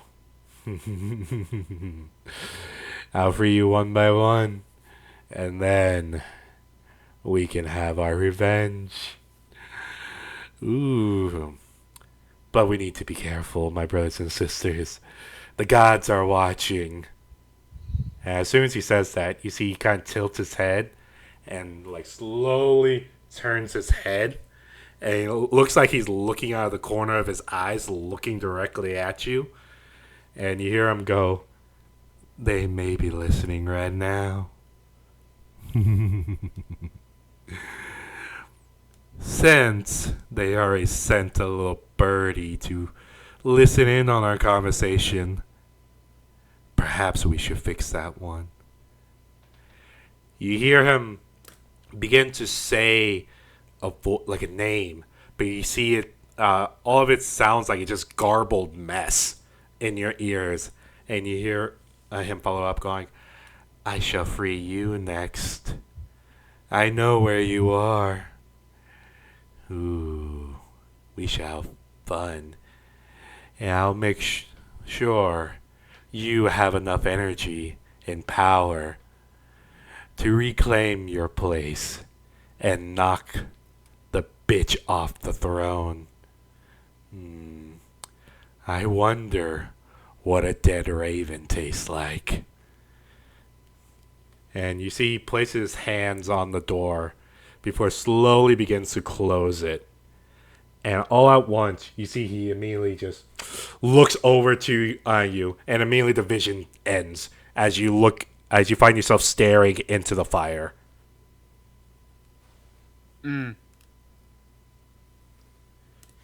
Oh. Okay. As you're regaining your senses, it takes you a second, but you look around and you see all around the camp is what looks to be 50 ravens that seem to be circling around you. And as soon as you take notice of them, they all begin just flying off.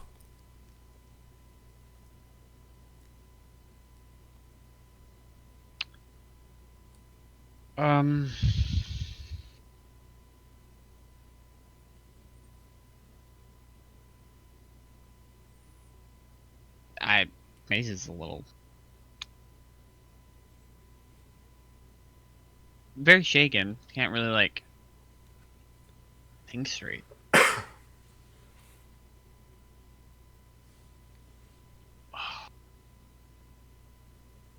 Egress. You feel Egress' presence enters your mind and goes, "What is it, Maze?" Did you experience that as well? Do you? Experience what, young Maze?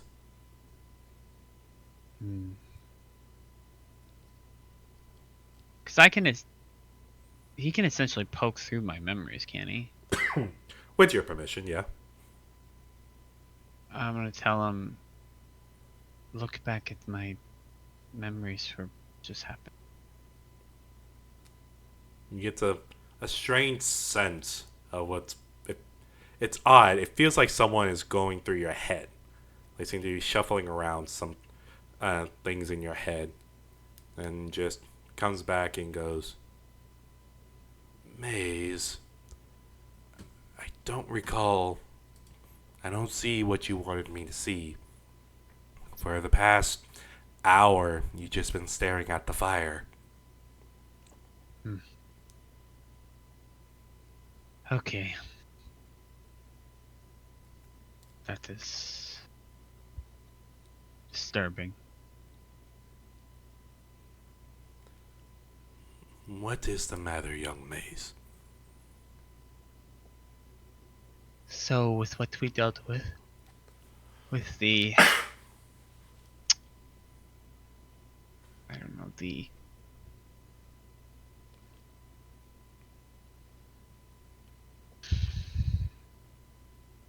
that forgotten deity, that door, the thing that cut off the Raven Queen before, and even the items for a moment, it's behind the door, and this other thing we're after is looking to free it, and there's more behind it.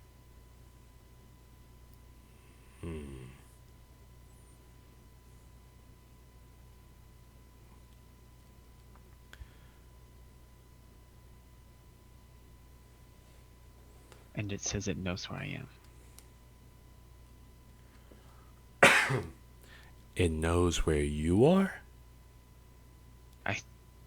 I thought it was speaking to me. It could have been speaking to things behind the door, but it seemed like it knew I was there and was talking about me indirectly.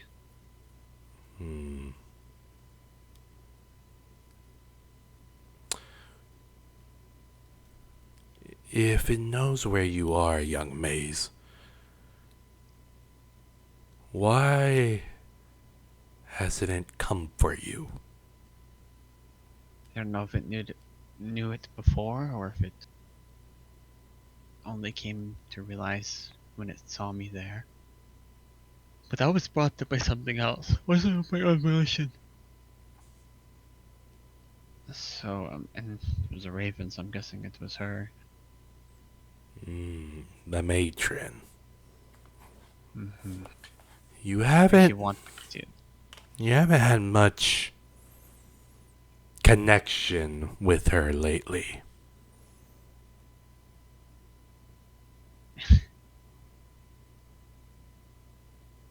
That is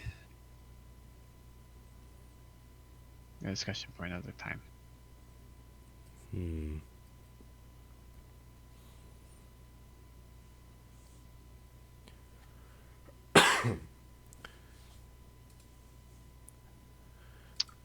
I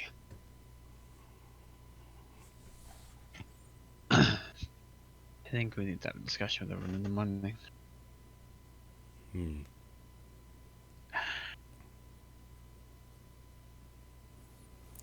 Okay. That is all. I just needed to know if you saw that. I'm sorry, young Maze, but I guess the matron only wanted you to see it this time. It did seem.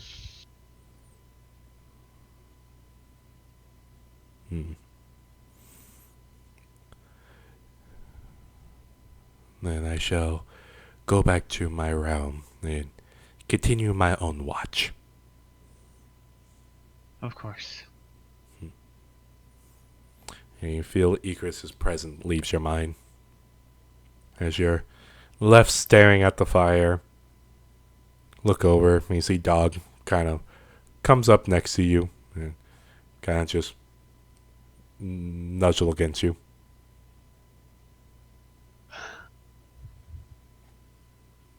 I appreciate what you're doing, dog, but you know you're metal. It's kind of, Just looks at you confused. it kind of hurts a little bit, but I appreciate it nonetheless. I'm talking to a walking piece of metal.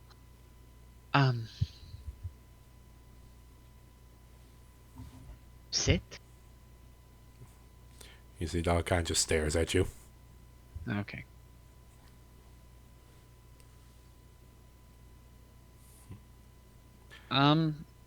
Yeah, and Hazel just kind of like essentially just zone out for the rest of Okay. the watch. Not, completely, but No, I got you. Trust me, with your 22, you're not completely zoned out. yeah. As the rest of the next few hours go by, and you're still staring off in the distance. Or still staring at the fire and kind of keeping your ears perk. The hours go by, and it's Komori's turn.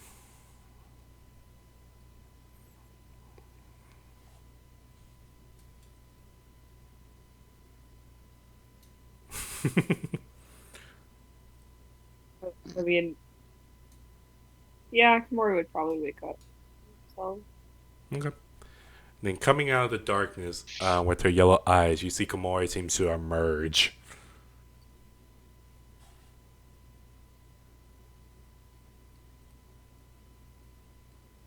Good response. Okay. Maze, I'm assuming you're just going back to your tent? Yeah. Okay. And going back to your tent, Komori, you sit down by the campfire and begin looking around. I need you to roll me a perception check, please.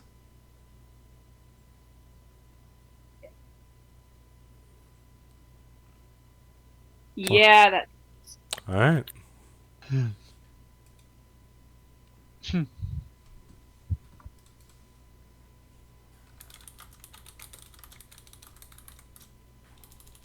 Then, as you are keeping on watch, you can't help but get distracted by the fire. It's been a while since you've been next to fire, at least a regular camp fire, and surrounded by tents. You've seen them enough, but almost every single time you get close to it, or at least too close, some stuff happens.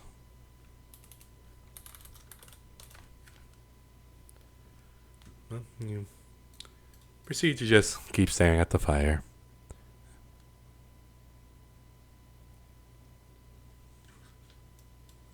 And as you're looking around, just kind of seeing the forest,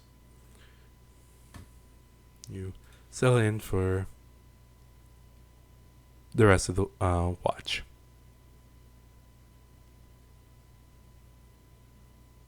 Otis, you want to do something? Just kind of like, not like even like trying to be super sneaky or anything, just very quietly getting out of the tent. And I'm gonna plop down beside Komori. Okay.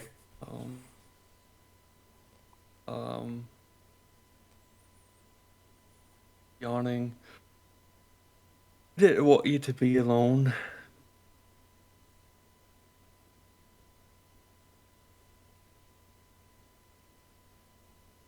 Komori looks at Otis for a moment and then just turns back to look at the fire.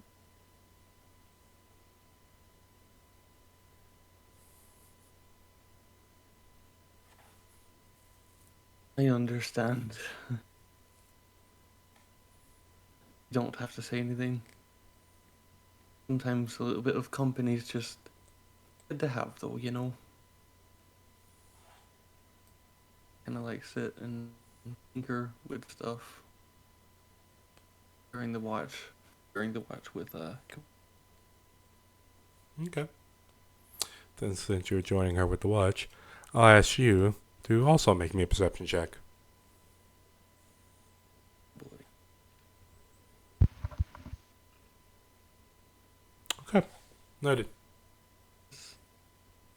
Righteous.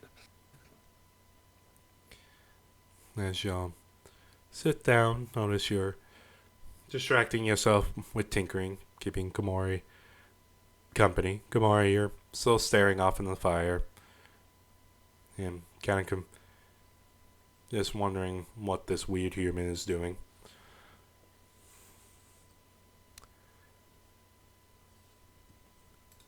As you'll sit there and bask in the warmth of the campfire, the sunlight breaks over the horizon as a new day has started. The morning comes after another successful day of travel. As everybody's starting to pack, is there anything anybody wants to do before y'all hit the road again?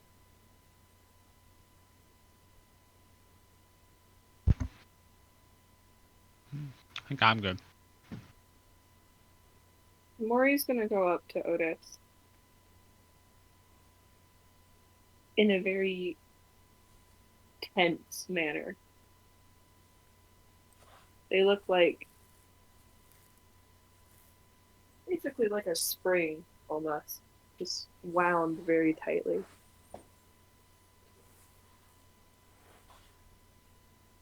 Uh, why? Why, what?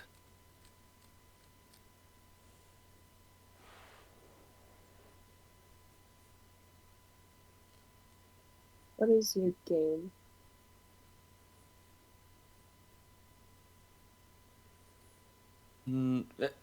Game? What are you talking about, Kamori?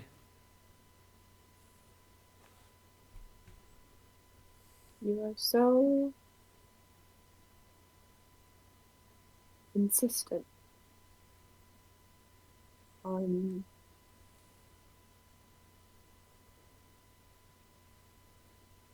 helping me, Mm-hmm. even if I do not need it. Why? Um,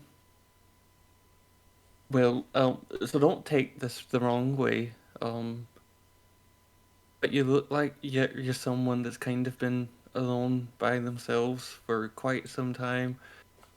I relate to that very much. If even though there are others around you, um, it can be tough out there when you're just left to your own machinations and all that sort.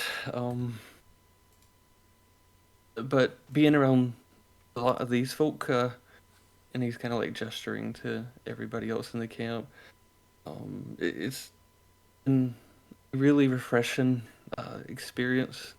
I'm being honest with you, and so I was kind of hoping that we could sort of ease you into the fold since you're going to be working with us, and yeah, I just don't want you to feel like you're being left out, like you're alone. That's all.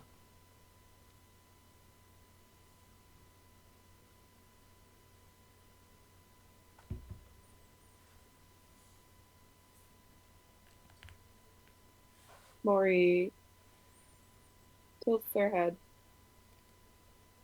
beneath all the shadow that seems to permanently cover them. Their it looks like their brow is furrowed. Their expression uneasy. They don't seem to quite understand. But before anyone could say anything, they turn and wander off, staying near the camp but wandering around.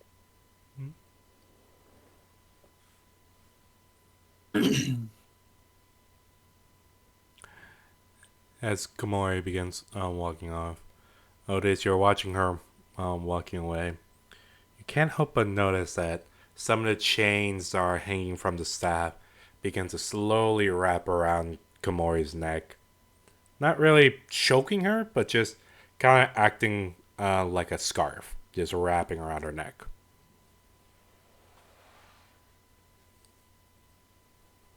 Mm.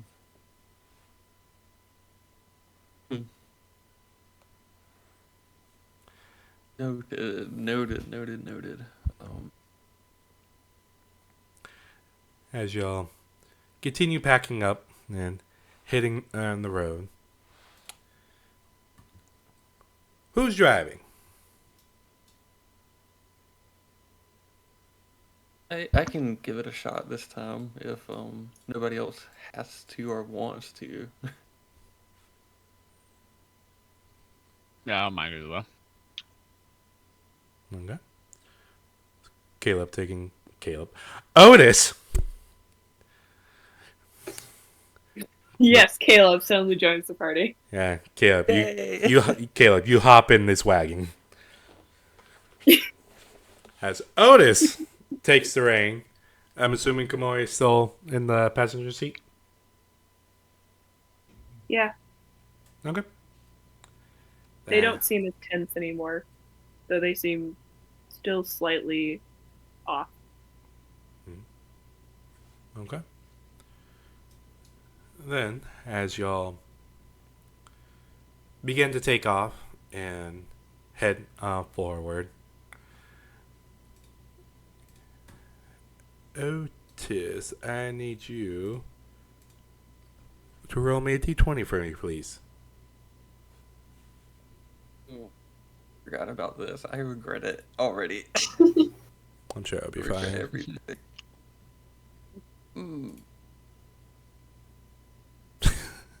I need you to roll me a d12.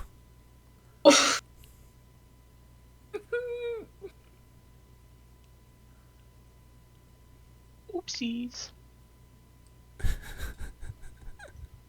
No, I hate every time you laugh. Well, I mean, he laughed at the last one, though. Yeah, but we didn't have to fight. It could have been fucking level 20 hobgoblins. Huh. Thank goodness for that. Okay.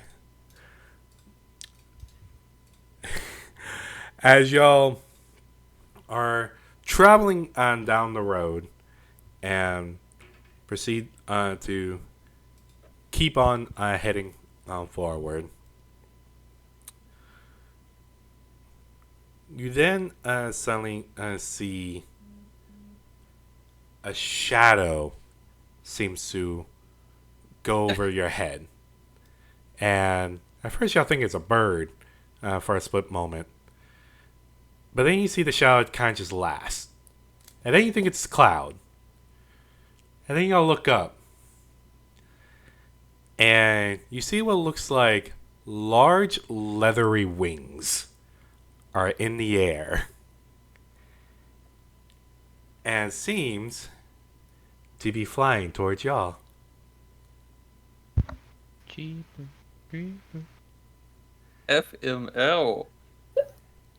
And, Where'd those people? and as it's flying, you see the sunlight reflects off of very, very black scales. And that's where we're going to end tonight's session. Kajino, who knows how this is going to turn out? Always the Dang. dragon encounters with this group. It's how y'all roll.